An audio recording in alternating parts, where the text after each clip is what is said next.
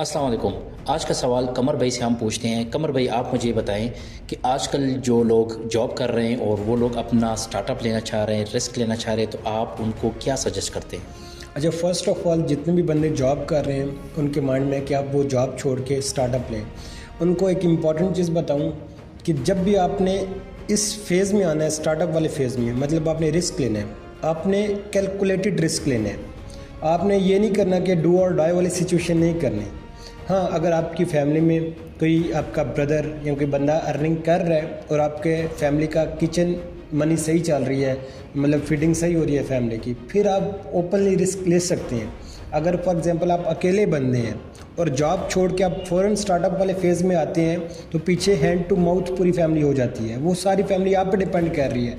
फिर आपने टोटल मतलब इस तरह डू और डाई वाला रिस्क नहीं लेना, फिर आपने कैलकुलेटेड रिस्क लेना है। कैलकुलेटेड रिस्क आप कैसे लेंगे? आप जॉब कर रहे हैं, फॉर एग्जांपल आप per month 2 lakh per month earn कर रहे हैं जॉब से, तो आपने ये देखना है कि जी मैं 2 लाख जॉब से अर्न कर रहा हूँ, 50,000 मेरा घर का एक्सपेंस चल रहा है और 50,000 मेरा बाकी मामला चल रहे हैं।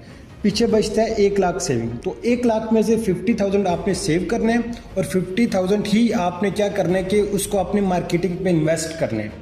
मार्केटिंग पे इन्वेस्ट आप कैसे करेंगे? आपने 50,000 सेव हो रहा है बैकअप पे, 50,000 में आप अपने बिजनेस की मार्केटिंग करें। जो भी आप बिजनेस करना चाह रहे हैं, आप अगर फ्रीलांस करना चाह रहे हैं या अगर कोई फिजिकल बिजनेस करना चाह रहे हैं, 50,000 आप इन्वेस्ट ऐसे करेंगे कि 50,000 में से आप एक बजट डिसाइड कर लेंगे, मैं 20,000 पहले लगाऊंगा मार्केटिंग पे लगाऊंगा, तो उस मार्केटिंग से मुझे क्या रिजल्ट मिल रहा है। अगर रिजल्ट अच्छा आ रहा है, 1-2 क्लाइंट क्लोज हो रहे हैं, फिर और 20,000 को ऐड करें, 4 क्लाइंट क्लोज करें, फिर और मतलब 20,000 को ऐड करके 6 क्लाइंट क्लोज करें। कम से कम जब पर मंथ आपके 10 क्लाइंट क्लोज हो जाएं, 10 क्लाइंट्स बैकअप के तौर पे आपको जितनी आपकी सैलरी है उससे मतलब समझ लें कि डबल आप अर्न कर रहे हैं। 2 लाख सैलरी थी तो आप 4 लाख अर्न कर रहे हैं वो 10 क्लाइंट से। उस पॉइंट पे आप जॉब छोड़ें। जॉब छोड़ने के बाद नई नवेली दुल्हन की तरह घर में बैठ नहीं जाना। जॉब छोड़ने के बाद आपके 10 क्लाइंट क्लोज हो गए, फिर आपने उस 10 क्लाइंट्स को आप क्या करना है कि उस 10 को 20 करना है, 20 को 30 करना है, 30 को 40 करना है। इसी ऑपरेशन को कंटिन्यू करते रहना है। जिस ऑपरेशन के थ्रू 10 क्लाइंट क्लोज हुए थे, उसी ऑपरेशन को कंटिन्यू करके आपने 20 की तरफ कन्वर्ट करना है, फिर 30 की तरफ, फिर 40 की तरफ एंड सो ऑन। इसी तरह इस प्रोसेस को कंटिन्यू करते जाना है और फिर नीचे टीम हायर कर लें और उनसे काम करवाते जाएं। स्टार्ट में रिमोट एजेंसी डेवलप करनी है। ये मैं आपको फ्रीलांस एजेंसी या सॉफ्टवेयर हाउस बिल्ड करने के एंगल से बता रहा हूँ। स्टार्ट में आपने रिमोट एजेंसी आपने रखनी है, मतलब जब आपके 50 क्लाइंट बन जाए या कम से कम भी 20 क्लाइंट बन जाए ना, तो आप नीचे फिजिकल ऑफिस लेके फिजिकल टीम हायर करें।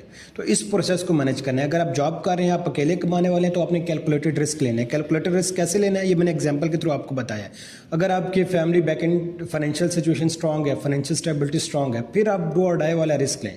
फिर आपको पता है कि अगर क्लाइंट नहीं भी आते तो पीछे सपोर्ट करने के लिए, फैमिली की फीडिंग के लिए पीछे ब्रदर काम कर रहा है या पेरेंट्स काम कर रहे हैं, वो आपको मतलब बैकएंड के ऊपर फुल सपोर्ट आपको आ रही है, आपका फाइनेंशियल सिचुएशन ठीक है, फिर आप डू और डाई वाला रिस्क लेना है। नहीं तो मेरी सिचुएशन सॉरी कह रहा हूँ, मेरी सजेशन आपको ये है, कैलकुलेटेड रिस्क लेके चलें, वो ज़्यादा बेटर है। हमने रिस्क लिए, अपने एक्सपीरियंस शेयर कर रहे हैं कि डू और डाई वाले में प्रॉब्लम ज़्यादा होती है। कैलकुलेटेड रिस्क में आप एक सेफ जोन में रह के रिस्क लेते हैं। जब बिजनेस से सेफ जोन आ जाए, जॉब छोड़ें और इसी को कंटिन्यू करते जाएं। ये सारी सजेशन है और इसको इम्प्लीमेंट करिएगा। Thank you.